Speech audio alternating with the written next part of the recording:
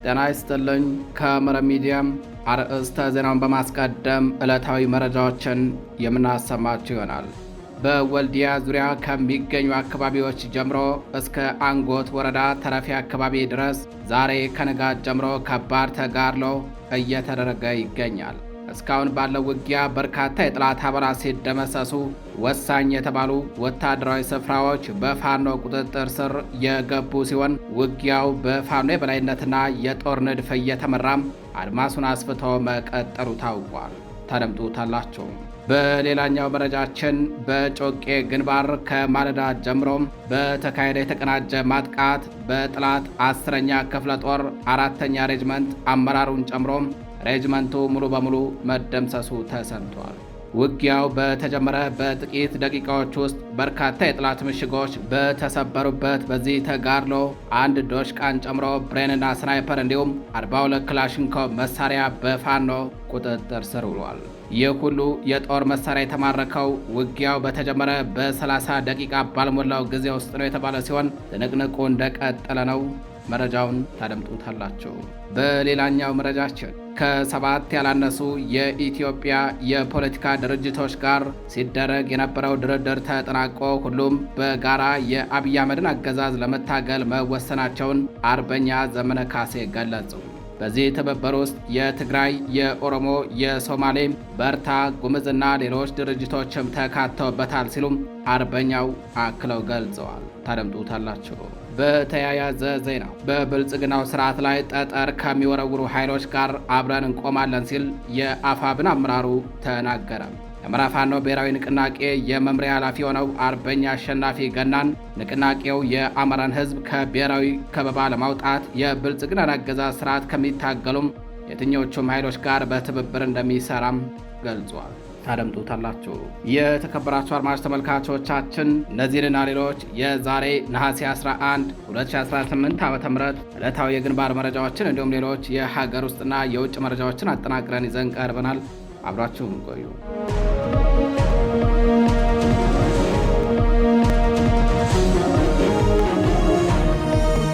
ወደ ቀዳሚው መረጃችን እናልፋለን። በወልዲያ ዙሪያ ከሚገኙ አካባቢዎች ጀምሮ እስከ አንጎት ወረዳ ተረፊ አካባቢ ድረስ ዛሬ ከንጋት ጀምሮ ከባድ ተጋድሎ እየተደረገ ይገኛል።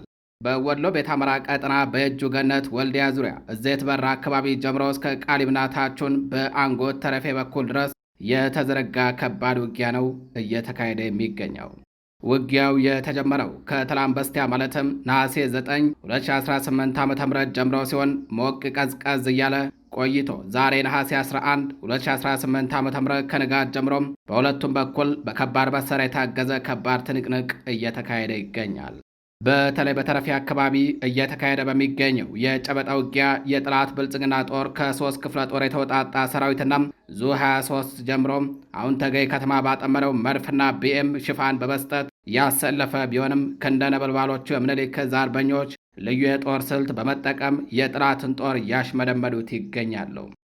አርበኞቹ የጠላትን ጦር በተለያዩ ቦታዎች ላይ በመቁረጥና አንዱ ለአንዱ ሽፋን እንዳይሰጣጥ መተላለፊያውን በመዝጋት መገልበጫ ደጀን ቦታዎችን ቀድሞ በመቆጣጠር እንዲሁም እንዳይሸሽና እንዳይወጣ መውጫ መግቢያ በሮችን በመቆለፍ የጥቃት ዶፍ እያዘነቡበት ይገኛሉ።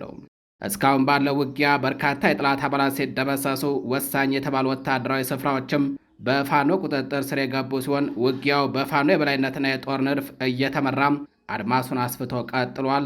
እኛም እየተከታተለን መረጃውን የምናደርሳችሁ ይሆናል። በሌላኛው መረጃችን በጮቄ ግንባር ከማለዳ ጀምሮ እየተካሄደ በሚገኘው የተቀናጀ ውጊያም በጠላት 10ኛ ክፍለ ጦር 4ኛ ሬጅመንት አመራሩን ጨምሮ ሙሉ ሬጅመንቱ መደምሰሱ ተሰምቷል። ድሽቃ 2 ብሬንና ስናይፐር 42 ክላሽንኮቭ መሳሪያን ጨምሮ የጠላት ወታደራዊ ቁሳቁሶች በፋኖ ቁጥጥር ስር ገብተዋል። በአማራ ፋኖ ብሔራዊ ንቅናቄ ቴዎድሮስ ዕዝ 201ኛ ኮር 54ኛ ክፍለ ጦር የቢቡኛ አባደሞ ሻለቃ አርበኞች በወሰዱት እርምጃ ነው የጠላት አከርካሪ የተሰበረው። በጮቄ ግንባር ዋበር ላይ ሰፍረው በደባይ በሰዴና ስናን በሜካናይዝድ የታገዘ የዘፈቀደ ተኩስ በመክፈት ንጹሃን ላይ ጥቃት ሲፈጽም በነበረው የጠላት ጦር ላይ በተከፈተ የተቀናጀ ማጥቃት የጠላት ጦር ዳሽቆ ቀርቷል። በቴዎድሮስ ዕዝ 54ኛ ክፍለ ጦር ቢቡኝ አባ ደልሞ ሬጅመንት አርበኞች በክፍለ ጦሩ ከፍተኛ አመራሮች እየተመሩ ዛሬ ነሐሴ 11 2018 ዓ.ም ንጋት ጀምሮ በወሰዱት እርምጃም ውጊያው በተጀመረ በጥቂት ደቂቃ ውስጥ በርካታ የጠላት ምሽጎች ተደርማምሰዋል። በውጊያው በጠላት 10ኛ ክፍለ ጦር 4ኛ ሬጅመንት አመራሩን ጨምሮ ሙሉ ሬጅመንቷ ሙሉ በሙሉ መደምሰሷ ታውቋል። በዚህ ፈጣን ማጥቃት አንድ ዶሽቃን ጨምሮ 2 ብሬን፣ ስናይፐር፣ የቡድን መሳሪያ እንዲሁም 42 ክላሽንኮቭ በአርበኞቹ ቁጥጥር ስር ውሏል። በተጨማሪም 5 የሞርተር ቅንቡላም፣ 1 አይኮም ራዲዮ መገናኛም፣ 18 ኤፍ1 ቦምብ፣ 64 የክላሽ ካዝናም፣ 32 ወታደራዊ ሻንጣና በርካታ የድሽቃና የብሬን ጥይት እንዲሁም በርካታ የክላሽ አስቃጥላ ጥይትና ሌሎችም ወታደራዊ ቁሳቁሶች በፋኖ ቁጥጥር ስር ውለዋል። የተከበራችሁ አድማጭ ተመልካቾቻችን ወደ ሌላኛው መረጃችን እናልፋለን። ከ7 ያላነሱ የኢትዮጵያ የፖለቲካ ድርጅቶች ጋር ሲደረግ የነበረው ድርድር ተጠናቆም ሁሉም በጋራ የአብይ አህመድን አገዛዝ ለመታገል መወሰናቸውን አርበኛ ዘመነ ካሴ ገለጹ። በዚህ ትብብር ውስጥ የትግራይ፣ የኦሮሞ፣ የሶማሌ፣ የበርታ ጉምዝና ሌሎች ድርጅቶችም ተካተውበታል ሲሉ አርበኛው አክለው ገልጸዋል። የአማራ ፋኖ ብሔራዊ ንቅናቄ ሊቀመንበር አርበኛ ዘመነ ካሴ በፈረንሳይኛ ቋንቋም ከሚዘጋጅ የስዊዘርላንድ ጋዜጣ ጋር ባደረጉት ቃለ ምልልስ የፋኖ ትግል ዓላማዎችን፣ የውስጥና የውጭ ግንኙነቶችን እንዲሁም የሀገሪቱን ፖለቲካና ጸጥታ ነባራዊ ሁኔታዎችን አስመልክቶ ሰፊ ማብራሪያ ሰጥተዋል። የምንታገለው ለነጻነትና ለእኩልነት ነው በሚል ርዕስ በወጣው የሌቴምፕስ ጋዜጣ ዘገባ መሰረት የንቅናቄው ዋነኛ ዓላማ የጠቅላይ ሚኒስትር አብይ አህመድን መንግስት ከስልጣን ማስወገድ፣ የአማራን ሕዝብ ህልውና ማስጠበቅና የኢትዮጵያን መበታተን መከላከል መሆኑን አርበኛ ዘመነ ካሴ አስታውቀዋል። አርበኛ ዘመነ ካሴ በማብራሪያቸው ከዚህ ቀደም በሸዋም፣ በወሎ፣ ጎንደር፣ በጎጃም እንዲሁም በኦሮሚያ ክልል ወለጋ በተናጠል ሲንቀሳቀስ የነበሩ የፋኖ ኃይሎች አሁን ላይ በአንድ ማዕከላዊ እዝ ስር መሰባሰባቸውን ገልጸዋል። ከዚህ በተጨማሪ የፌዴራል መንግስቱን ለመጣል በማሰብ በሰሜን ኢትዮጵያ ጦርነት ወቅት ይዋጓቸው ከነበሩት የትግራይ ኃይሎች ጋር መወያየታቸውንና ጥምረት መፍጠራቸውን ገልጸዋል። የትብብር ከትግራይ ኃይሎች ባሻገር ከጉምዝ፣ በርታ፣ ሶማሌና ኦሮሞ ኃይሎች ጋር መደረጉን መሪው በቃለ ምልልሳቸው አብራርተዋል። በጦር ሜዳ ስላለው የኃይል ሚዛን የተናገሩት አርበኛ ዘመነ ካሴም የፋኖ ኃይል በአሁኑ ወቅት ከ80 በመቶ በላይ የሚሆነውን የገጠር አካባቢና በርካታ ትናንሽ ከተሞችን መቆጣጠራቸውን ቃል በቃል ተናግረዋል። አያይዘውም መንግስት ወደ ክልሉ ካሰማራቸው 13 የጦር እዞች ውስጥ 10ን በውጊያ ገጥመው ማሸነፋቸውንም ተናግረዋል። በሌላ በኩል መንግስት በንጹሐን ዜጎች ትምህርት ቤቶች፣ ገበያዎችና የአባይ ቅድስት አርሴማን ጨምሮ በገዳማት ላይ ያለምንም ልዩነት የድሮን ጥቃት እየፈጸመ ነው ሲሉም ከሰዋል። ለዚህም የተባበሩት አረብ ኤሚሬቶች የቱርክ ሰራሽ ድሮኖችን ለመንግስት በማቅረብ እንዲሁም እስራኤላውያን የቴክኒክ ድጋፍ በማድረግ በኢትዮጵያ ጉዳይ ጣልቃ እየገቡ መሆኑን አርበኛ ዘመነ ካሴ በብርቱ ተችተዋል። የተከበራቸው አድማጭ ተመልካቾቻችን ወደ ሌላኛው መረጃችን እናልፋለን። በብልጽግናው ስርዓት ላይ ጠጠር ከሚወረውሩ ኃይሎች ጋር አብረን እንቆማለን ሲል የአማራ ፋኖ ብሔራዊ ንቅናቄ ከፍተኛ አመራሩ አርበኛ አሸናፊ ገናን ገለጸ። በአማራ ፋኖ ብሔራዊ ንቅናቄ የመምሪያ ኃላፊ አርበኛ አሸናፊ ገናን በወቅታዊ ጉዳዮች ዙሪያ በማኅበራዊ ትስስር ገጹ በወጣው መልእክት ንቅናቄው የአማራን ሕዝብ ከብሔራዊ ከበባ ለማውጣት የብልጽግናን አገዛዝ ስርዓትን ከሚታገሉም የትኞቹም ኃይሎች ጋር በትብብር እንደሚሰራ ገልጿል። አርበኛ አሸናፊ አክሎም የህልውና ተጋድሎውን በአምስተኛው ሰልፍ በተሰለፉ ግለሰቦች ለመጥለፍ የሚደረገውን እንቅስቃሴ የማኅበራዊ ክህደት ጸያፍ ተግባር ሲል ኮንኖታል። የአማራ ሕዝብ ዋና ጠላት ዘረፈጁና አረመኔው የብልጽግና አገዛዝ ስርዓት ስግብግቡ የኦህዴድ ኃይል እንዲሁም አማራን ሲጨፈጭፍ የከረመው ወራሪው አካል መሆኑን የጠቀሰው አርበኛ አሸናፊ ገናን ከአምባገነኑ አገዛዝ በላይ ለሕዝቡና ለሀገሪቱ ክፉ ጠላት እንደሌለም ገልጿል።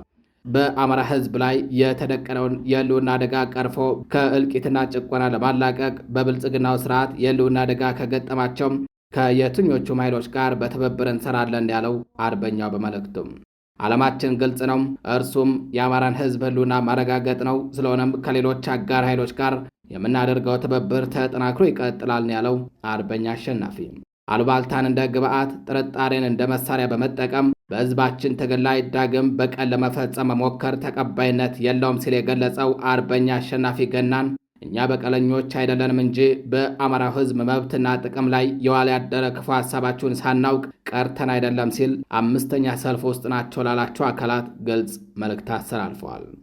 አርበኛው አክለውም በድርብ ማንነትና በስነ ልቦና ማታለሉ ውስጥ ሆነው በትግል ውስጥ እርገትን እንደ መደላደል በመጠቀም አዛዥን አዛዥ ለመምሰል ለሚሞክሩ አካላት ቦታ እንደማይሰጥና የህዝቡ ህልውና ተጋድሎ ያለምንም እንቅፋት ወደፊት እንደሚገፋ ገልጿል። አድማጭ ተመልካቾቻችን መረጃዎቻችን እንደቀጠሉ ናቸው። አሳምነው እዝ በተቆጣጠራቸው ነፃ ቀጠናዎች ህዝባዊ አስተዳደር መዋቅር በመዘርጋት ትግሉን እያፋጠነ መሆኑ ተገለጸ። የአማራ ፋኖ ብሔራዊ ንቅናቄ ሸዋ ጠቅላይ ግዛት አሳምነው እዝ በተቆጣጠራቸውና ነፃ በወጣቸው አውራጃዎች ዘላቂና ጠንካራ አደረጃጀት የመመስረት ተግባር በከፍተኛ ወታደራዊና ፖለቲካዊ ቁርጠኝነት እያፋጠነ እንደሚገኝ ታውቋል። ይህ ህዝባዊ አደረጃጀት ኩታ ገጠም የሆኑ ቀበሌዎችን ያቀፈ የክላስተር አወቃቀር ለወታደራዊ ግብ ስኬትና ቀዳሚ ከመሆናቸውን ባሻገር የህዝቡን የዕለት ተዕለት አስተዳደርና የደህንነት ጥያቄዎች በባለቤትነት ለመመለስ አልሞ የተካሄደ ነው ሲል የኮሩ ህዝብ ግንኙነት አስታውቋል። የክላስተር ጊዜያዊ አስተዳደር የህዝቡን ነጻ ፍላጎት መሰረት በማድረግ የተከናወነ ሲሆን ጊዜያዊ አስተዳደሩን የሚመሩ ስራ አስፈጻሚዎች በመመደብና ግልጽ የአስፈጻሚዎች መምሪያ በማዘጋጀት ህዝባዊ መዋቅሩ ሙሉ በሙሉ ስራውን እንዲጀምር ተደርጓል ተብሏል።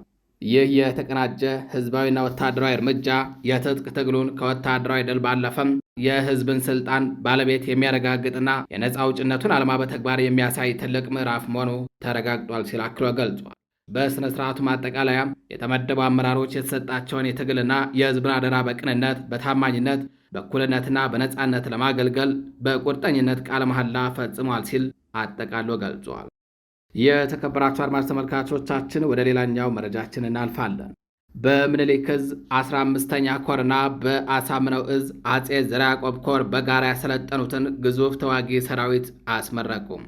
በአማራ ፋኖ ብሔራዊ ንቅናቄ ወሎ ቤት አማራም 1ኛ ምኒልክ ዕዝ 15ኛ ኮር 45ኛ ክፍለ ጦርና በሸዋ ጠቅላይ ግዛት 5ኛ አሳምነው ዕዝ አጼ ዘርዓ ያዕቆብ ኮር በፍቃዱ በላይ ክፍለ ጦር ከ5 ወራት በላይ በጋራ ያሰለጠኑትን ከ500 በላይ ተዋጊ ሰራዊት ትናንት ነሐሴ 10 2018 ዓ.ም በታላቅ ድምቀት አስመርቀዋል። በምረቃ መርሃ ግብሩ በአሳምነው ዕዝ የአጼ ዘርዓ ያዕቆብ ኮር ሎጂስቲክ መምሪያ ኃላፊ አርበኛ ጌታውን ቦጋለም፣ በኮር ስር የፍቃዱ በላይ ክፍለ ጦር ወታደራዊ አዛዥ አርበኛ በላቸው ሸቴ እንዲሁም የምኒልክ ዕዝ ከፍተኛ አመራሩ አርበኛ አማራ እያሌውና የዕዙ ማህበራዊ ጉዳዮች መምሪያ ኃላፊ አርበኛ ሀጂ ኑረዲን አበባ ሐሰንን ጨምሮ የ45ኛ ክፍለ ጦር አዛዥ አርበኛ ሀጂ ንጉሴ ሐሚድ፣ ምክትል አርበኛ በቃሉ አስማማውና ሌሎች የኮርና የክፍለ ጦር አመራሮች እንዲሁም ጥሪ የተደረገላቸው እንግዶች ተገኝተው የሰራዊቱን ብቁነት ተመልክተዋል። በምረቃ ስነ ስርዓቱ ላይ ተገኝተው ንግግር ያደረጉት አመራሮች ተመራቂዎች የተሸከሙትን የትግል አደራና የተሰዉ ጓዶቻቸው መስመር ጠብቀው በቀጣይ ለሚገጥሟቸው ማንኛውም አይነት ተግዳሮቶች ሙሉ በሙሉ ዝግጁ እንዲሆኑ አሳስበዋል። ተመራቂዎቹ ከ5 ወራት በላይ ለሚሆን ጊዜ ከቀሰሙት ተግባራዊና ጽንሰ ሐሳባዊ ወታደራዊ እውቀት ውስጥ ለክብር እንግዶቹ የሚመጠን ትርኢት ያሳዩ ሲሆን የአማራን ሕልውና ለማረጋገጥ ለማንኛውም ግዳጅ ብቁ መሆናቸውን አስመስክረው ቃለ መሐላ ፈጽመዋል። የተከበራችሁ አድማጭ ተመልካቾቻችን ወደ ሌላኛው መረጃችን እናልፋለን። የአውሮፓ ህብረት በኢትዮጵያ ያለውን አጠቃላይ የሰብአዊ መብቶች ጥሰት፣ የሰብአዊ እርዳታ አቅርቦት እክልና የሽግግር ፍትህ ሁኔታዎችን በጥብቅ እንዳሳስበው ገለጸ። የአውሮፓ ህብረት በ2025 በዓለም ዙሪያ የነበረውን የሰብአዊ መብቶችና ዲሞክራሲ ሁኔታን አስመልክቶ ይፋ ባደረገው ዓመታዊ ሪፖርቱም በኢትዮጵያ ያለውን አጠቃላይ የሰብአዊ መብቶች ጥሰት፣ የእርዳታ አቅርቦት እክልና የተጠያቂነት ሁኔታዎችን በተመለከተ ሰፊ ማብራሪያ ሰጥቷል። በሪፖርቱ መሰረት እንደ አውሮፓውያን አቆጣጠር በ2025 በኢትዮጵያ በተለይም በአማራና በኦሮሚያ ክልሎች የሚካሄዱ ግጭቶች የዓለም አቀፍ ሰብአዊ ሕግ ጥሰቶች እንዲባባሱ ማድረጋቸውንና የሰብአዊ ሁኔታው አሁንም እጅግ አሳሳቢ እንደሆነ ገልጿል። ከዚህ በተጨማሪ የተከሰቱ ግጭቶች የተቸገሩ ማህበረሰቦች ዘንድ ደርሶ አስፈላጊውን እርዳታ ለማቅረብ የሚደረገውን ጥረት አደናቅፈውታል ብሏል። በዚሁ ዓመት ውስጥ ከ90 በላይ የእርዳታ ሰራተኞች ታግተው የተወሰዱ ሲሆን አብዛኞቹ እገታዎች የተፈጸሙት በአማራ ክልል እንደሆነና ከነዚህ መካከል ቢያንስ አንድ የእርዳታ ሰራተኛ ሕይወት ማለፉ ተረጋግጧል ነው ያለው። የአውሮፓ ህብረት የአገሪቱን አስቸኳይ የሰብአዊ እርዳታና የጥበቃ ፍላጎቶች ለማሟላት ወደ 80 ሚሊዮን ዩሮ የሚጠጋ በጀት መመደቡንም አስታውቋል።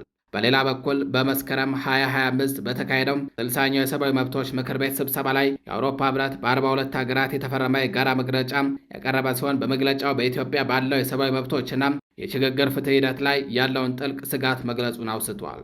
የአውሮፓ ህብረት ልዩ መልእክተኛ በተጠያቂነትና በሽግግር ፍትህ ዙሪያ ከተባበሩት መንግስታት ድርጅት አካላት ከቀጠናዊ ድርጅቶችና ከሲቪል ማህበረሰብ ጋር ውይይት ሲያደርጉ መቆየታቸው ተጠቅሷል። የተከበራችሁ አድማጭ ተመልካቾቻችን መረጃዎቻችን እንደቀጠሉ ናቸው። ወደ ጎረቤት ሀገር መረጃችን እናልፋለን።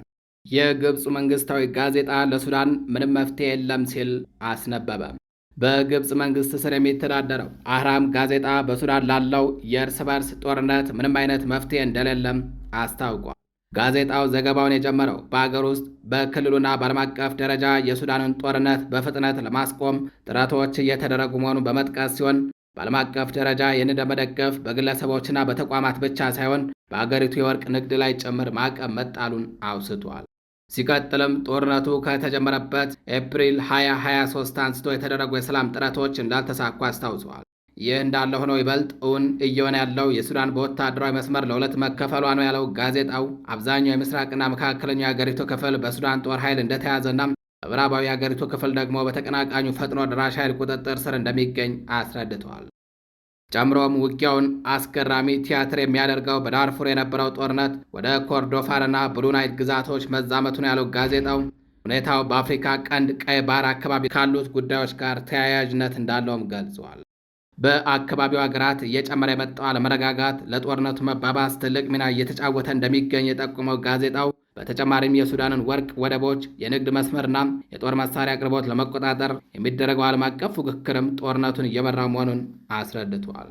በአጭሩ የሱዳን ጦርነት አሁን በተጽዕኖና ፍላጎት የበላይነት ለመያዝ የሚደረገው ውድድር አካል እየሆነ መሄዱንም ጠቅሷል።